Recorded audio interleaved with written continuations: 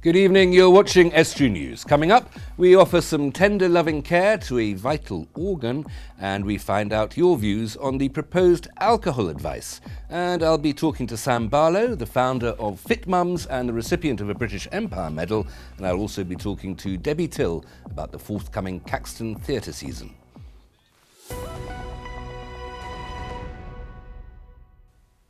Welcome to Estuary News, I'm Hugh Richards. Time now for the news headlines. Junior doctors across our region have gone on strike in a dispute with the government over a new contract. Thousands of people have had routine treatments postponed across the country, but junior doctors in Grimsby say the first all-out strikes by medics in the history of the NHS is necessary for future patient safety. Especially this day and age where hospitals are packed full of patients, is not safe because we're treating more and more patients now, but you're going to have more and more exhausted doctors. They're going to be dejected and they're going to want to leave, and that's not right. The two sisters of suspected Grimsby murder victim William Baker have paid tribute to their brother and asked that the family is now left in peace. Police were called shortly before 1 p.m. on Wednesday, January the 6th, after Mr Baker was found dead at an address in Wheelsby Street. A 40-year-old man has been charged with his murder. As Hull's City of Culture year approaches, a 300-year mainstay of the city is becoming in need of refurbishment. Holy Trinity Church's organ has been played at weddings and funerals throughout this time, but could now need up to £1 million worth of work doing on it. Here's the Director of Music, Mark Keith.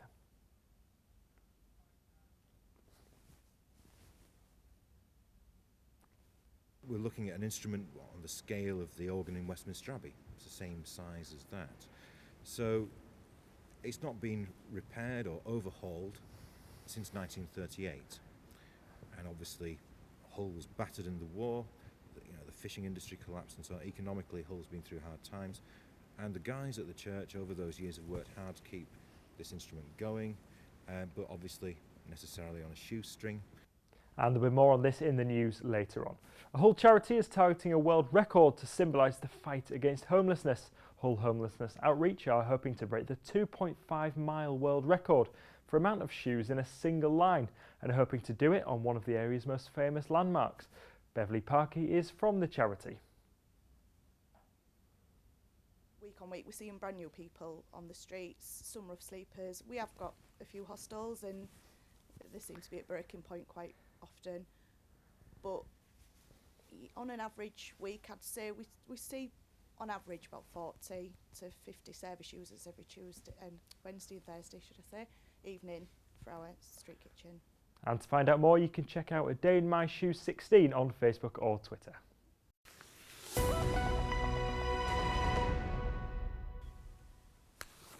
As Hull's year as City of Culture looms, the city is preparing in every aspect, including Holy Trinity Church. The outside of the building's being cleaned up, and incidentally that building is the largest parish church in the country. But an integral part of the interior also needs a little TLC. Dan Kemp went to find out more. The organ, a staple of church life.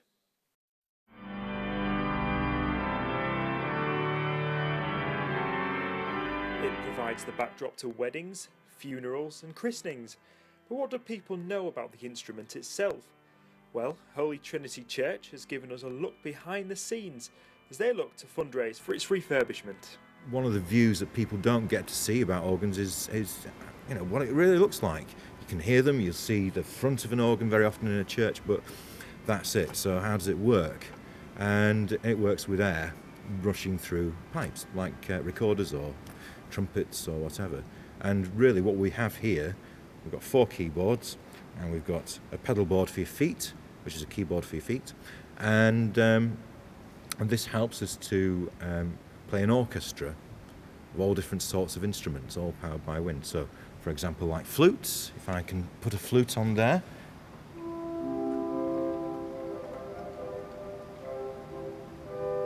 or if we want a high-pitched flute, and we can find one here.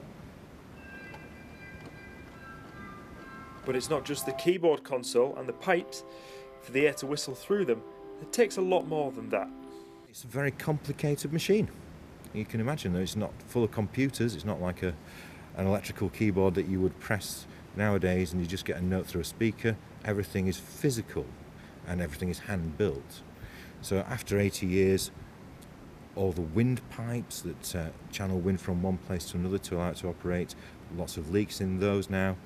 The bellows, which are absolutely enormous things, wind reservoirs, all the leather work on that is very much perished these days. You imagine a pair of leather shoes lasting, how long does a pair of leather shoes last? You know, not very long. This leather work is 80 years old, some of it's over 100 years old, and there's a lot of it. All the electrical systems that allow me to press a key, there we go, if I press that key, actually that's a switch, it's open, it's going to a set of relays over 30 feet away. Those relays then send a message over 50 feet into the organ itself, which is up there and up here, and open valves and let the air through the pipes. And all of those systems, after 80 years or so, are now needing some attention. They need cleaning, they need taking apart and readjusting. Some of them will need repair and so on. So I'm sure you'll agree, a truly versatile instrument, but there's a serious side. It's already incapable of performing to its fullest, and it's not been refurbished since the 1930s.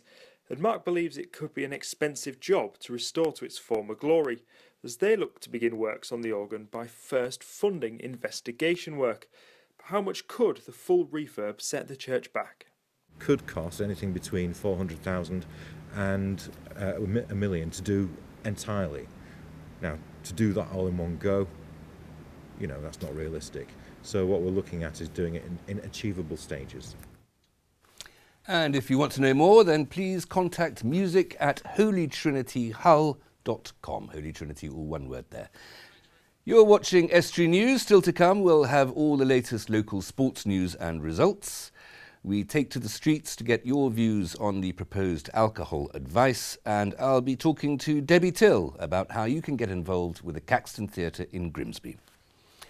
Now, she only intended to make a few friends, but Sam Barlow has become an inspiration to hundreds after launching her FitMoms and Friends group. It began with just 5 mums in Cottingham back in 2009, and the club now has over 370 members who aim to get fit while having fun and making new friends.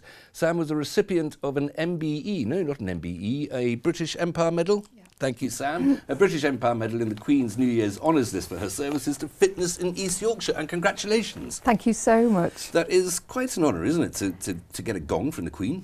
It's amazing. I mean, it's an incredible honour for me, but also for the hundreds of volunteers that we have in the organisation now who are doing such good work in the community. So I think that recognition is so special. It is. Well done for that. What is it exactly that you're doing? What is the fitness? The fit mum sounds that's quite ambiguous in ways. But, yes. What do you do? Yeah, FitMoms and Friends is a network of running clubs. It started off in Cottingham, but now it's expanded so that we've got 6 clubs, 5 in Hull and East Yorkshire and 1 in South Yorkshire. And we offer running, fitness walking, cycling, even singing. It's expanded so much. And we also do buggy sessions for parents with child in a buggy. I've got a vision of people running along in jogging clothes pushing a pram. Yes, really? That's exactly it, yes. So, and do the kids enjoy this yes, as the wind blows? Yes, absolutely. I mean, it's so good to role model to our children from a very young age that it is healthy and normal and part of everyday life to get out there and to get exercising. And one of the passions of mine from FitMoms from the very early days was making exercise accessible to people who don't have childcare. So to be able to do activities with your child is just fantastic. So we have a really active session in East Park where mums, dads, grandparents, child carers can come along and get their exercise kick, but with the babes in the buggy. So and it gets the children used to being active and absolutely getting exercise as well. Yeah, and such is the growth and the network now in FitMoms that we have got a junior section. So our children, because they see mum, dad running, fitness walking, cycling, they very often want to get involved, and now we can do that. So we take them from 5 years of age doing athletics. Now just take me back to how did it all start back in 2009? It started because I was lonely. Basically, I was a full-time working mum in the NHS, and when my little boy started school, I wasn't in the playground very much, so I wasn't making those contacts, and I realised, that was going to be important for life, making those new friends. So I wondered if I could combine my love of running with, making friends coincides with the people in the playground. So through a flyer that went into my son's book bag, five girls turned up on a night I suggested, and it's gone from there. And we're actually now at 650 members. So we're approaching 650. Yes. I underestimated you. Yes. So we've expanded so much. And it's only for mums, I take it? No, we're FitMoms and Friends. Oh, okay. That's really important because it's for everybody. So we have dads and granddads. It's literally for everybody. You don't need to be a mum. You definitely don't need to be fit, because sometimes that's a daunting prospect, isn't it? Thinking that you've got to be fit to start. We're there. I've never even contemplated it, frankly. But we're there for the people who, just, know that they ought to, kind of want to, but just need that little support, and it's incredibly supportive. And of course, if you're getting fit, and that is something, but you can't really have a conversation while you're running, can you? Or at least I'd be a bit too puffed for that. Well, my personal aspiration is to be able to run and talk at the same time. Okay, all right, Sam. How do people get in touch if they want to get involved? Through the website, www.fitmoms.org.uk. Sam, that's absolutely fantastic. Congratulations on the medal. That's a brilliant honour. Thank you. And good luck with you, and thank you very much for coming in. Thank you. Stay with us, as after the break I'll be talking to Debbie Till about Kton Theatre's new programme of upcoming productions, and we'll have all the latest local sports news and results.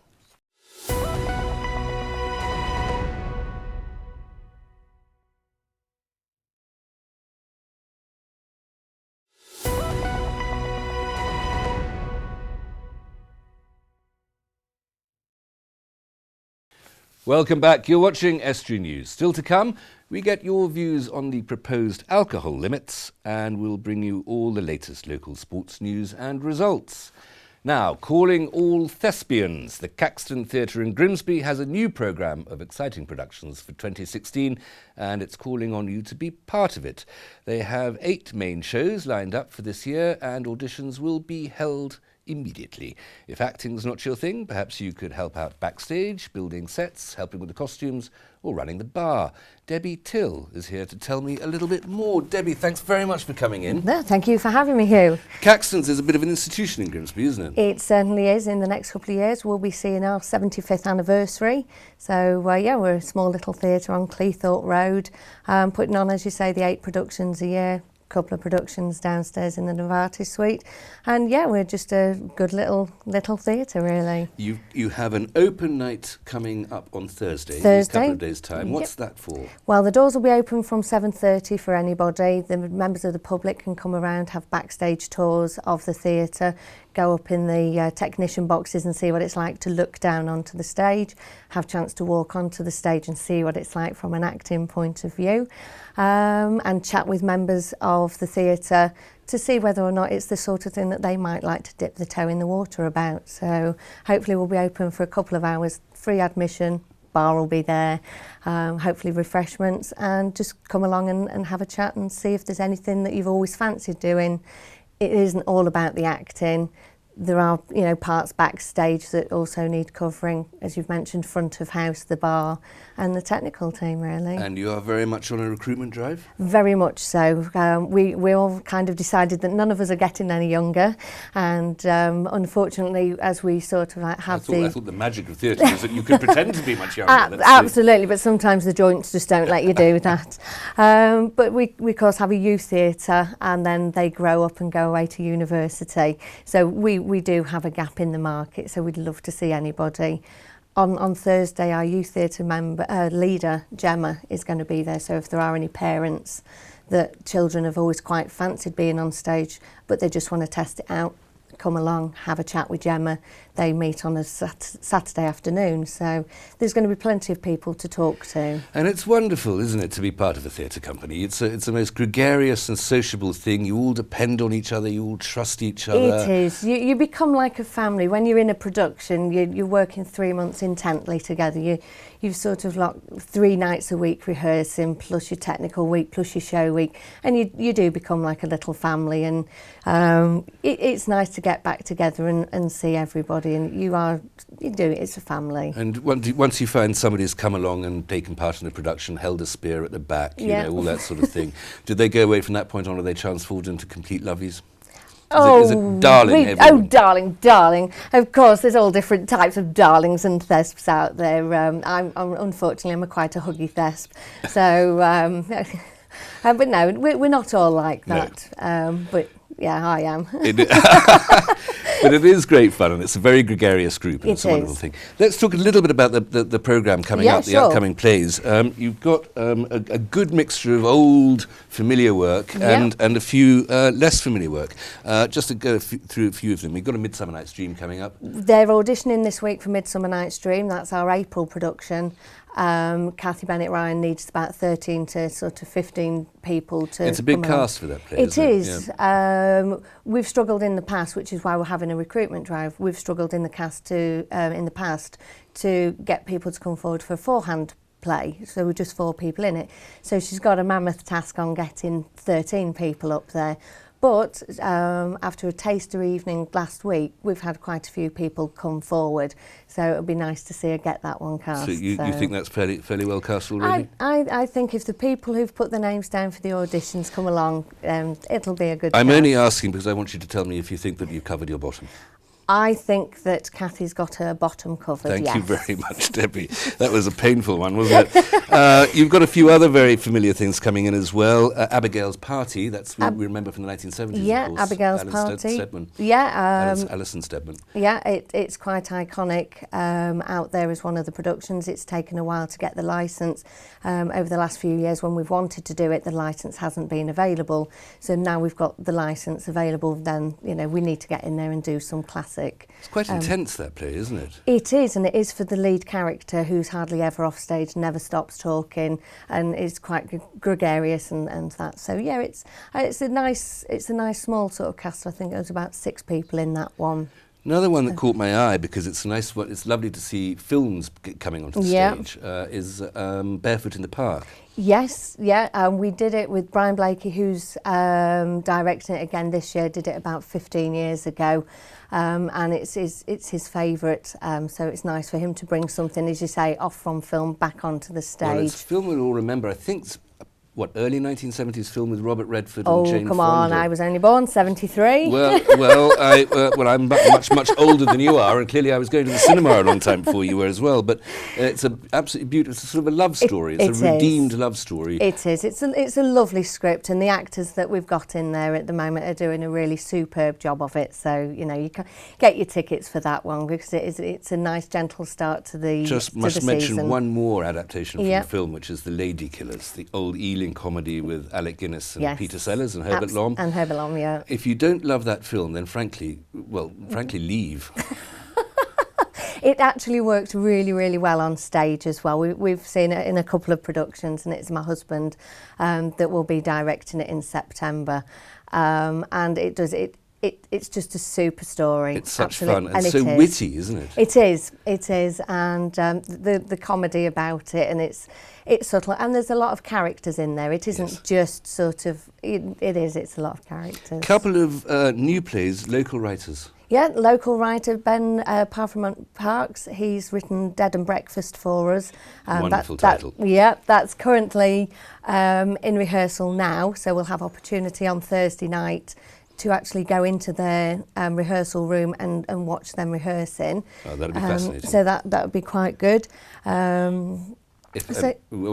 must wrap up now, Debbie, but just to emphasise, Thursday night, open night at the Kton Theater, which is just off Ryby Square in Grimsby. It's off Ryby Square. All entrances will be open. Orwell Street car parking. Just come along and see us. We'd love to see you. What time? 7:30 onwards for a couple of hours. Brilliant. Debbie, thank you very much, and break a leg. Thank you very much, Hugh. Thank you. Tough new guidelines issued on alcohol have cut recommended drinking limits, and people say that there is no such thing as a safe level of drinking. The new advice says men and women who are regular drinkers shouldn't consume more than 14 units a week. We took to the streets of Grimsby to get your views on these new guidelines. I'm only 18, that's what happens. They'll go, mad night, and it's like, no, just take it easy, go out for a nice meal, make sure you... But no, I mean, the units no one's going to listen to. At the end of the day, they're there because they have to be for law. But apart from that, it should really, you know, everyone's the free will. Well, they have a say on too much. It's everything they have a say on, so it's no difference. you know what it is. They'll be telling you what time to go to bed next. It's each to their own. You should know their own intake. So it's not down to the government to tell us who can drink what and who can't drink what. Well, really, I suppose it's up to people, but it's handy to know what you should have, if you know what I mean. You've got a guideline then, haven't you? But some people will drink no matter what you say, won't they? New guidelines come out quite frequently. They're probably right. Broadly speaking, it probably is a good idea not to drink too much and not to overindulge in alcohol. It's just common sense, really. People are confused by different doctors saying something and papers saying something. I think we need a proper guideline. So one time they say that red wine's good for you, and then next thing they say it's bad for you. Now they're saying 1 pint is all you need to take, and so people are totally confused and they're just going to ignore it. I don't think it'll make the slightest difference. If people want to drink, they'll drink, won't they? And I don't think it'll make any difference at all. Makes me thirsty. Time now for the sport.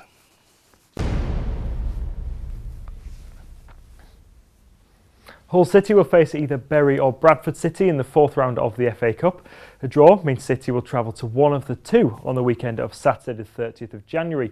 And which one it will be decided in a replay next Tuesday. Meanwhile, the Tigers' league game against Brighton on that day is now being rescheduled for Tuesday the 16th of February. Manager Steve Bruce says he has a selection dilemma ahead of Wednesday's league game against Cardiff City. He says his plans have been thrown up in the air following an impressive performance by some of his fringe players during Saturday's 1-0 win over Brighton. They all played well. The whole team played well. So it's a nice headache. Better than the headache I had 2 weeks ago when we played Preston. So it's a nice headache to have as a manager. We've got people champing at the bit to play. And when you see people like Snodgrass and Huddleston and Luca, we haven't seen Shawnee play like that for a long time, which I'm pleased about. Scunthorpe United's League One rival Swindon Town have today sold their teenage winger Will Randall to Wolves for an undisclosed fee. The 18-year-old, who has made 11 first-team appearances for Swindon, is expected to go into the under-21 squad at Molineux. Grimsby Town's FA Trophy opponents for Saturday should finally be discovered on Wednesday evening. National League South sides Weston, Supermare and Wealdstone have already tried to play their first-round tie 3 times, but all have been called off due to the weather. That's all your sport for now. If you have a story for us, then get in touch in the usual ways by calling 01472 315553 or by emailing sport@estuary.tv. Bye for now. That's it for tonight. If you've a story for us, then please visit our Facebook or Twitter pages, email news@estuary.tv or phone Grimsby 01472 315553. Until tomorrow, good evening.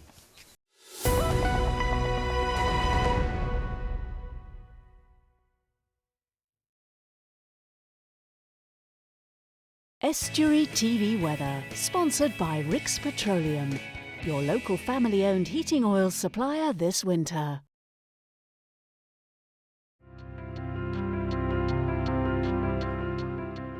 Hello and welcome to Estuary TV's weather.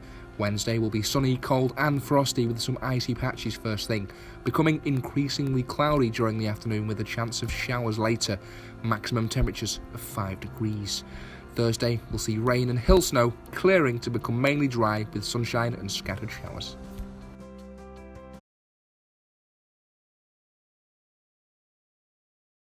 Rix, servicing the region's oil boilers this winter from a name you can trust. Get in touch at rix.co.uk or call us on 01482 838383.